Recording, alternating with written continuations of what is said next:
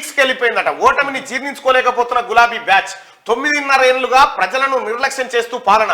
తాజాగా ప్రజల వద్దకు రేవంత్ రెడ్డి ప్రభుత్వం 6 గ్యారంటీల అమలు దిశగా అడుగులు. తట్టుకోలేకపోతున్న కేటీఆర్, హరీష్ రావు 100 రోజులు సమయం ఇస్తామన్న మాట గాలికి. లోక్సభ కోడ్ రాకముందే హామీలు అమలు చేయాలంటున్న హరీష్ రావు 420 హామీల పేరుతో బుక్లెట్ రిలీజ్ చేసిన సలీంఫేకు కొత్త ప్రభుత్వం వచ్చి నెల కాకముందే ఇంత అసహనమా? చర్చనీయాంశంగా బీఆర్ఎస్ నేతల తీరు.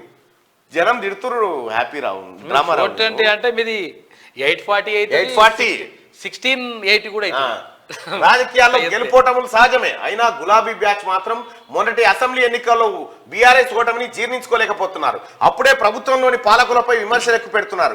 లోక్సభ ఎన్నికల కూడా రాకముందే హామీలు అమలు చేయాలని ఒక ఆయన అంటుంటే ఇంకో ఆయన మాత్రం 420 హామీలంటూ ప్రచారం చేయడానికి రెడీ అవుతున్నాడు. కాంగ్రెస్ ప్రభుత్వం ఏర్పడి నెల కూడా కాకముందే ఇంత అసహనమా? 9.5 ఏళ్ల పాలనలో మీరు ఏం చేశారో చెప్పాలంటూ ప్రజలు ప్రశ్నిస్తా ఉన్నారు. సిగ్గులేదు ఇంకా చెప్పుకోవడానికి. తలకాయ ఆడబెట్టుకోవాలని అర్థమవుతుందా మీకు?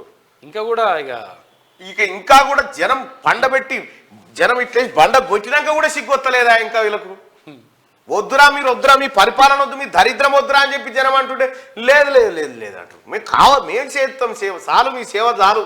మీరు ఇంకా ఈ శ్రీకృష్ణ జన్మస్థానానికి పోయేది ఉంది కదా. మీరు ఇంకా 2 పార్టీలో కంటే హమేకే అంటివి కదా నువ్వు అసెంబ్లీలో ఏమన్నావు?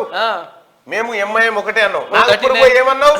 మేము మోడీ అంతా కలిసే ఉంటాం, మేము దోస్తున్నాం అని చెప్పినాం. మీ అయ్యా ఎన్ని లంగా మాట. 54 సీట్లు ఎక్కడికి వచ్చినాయి?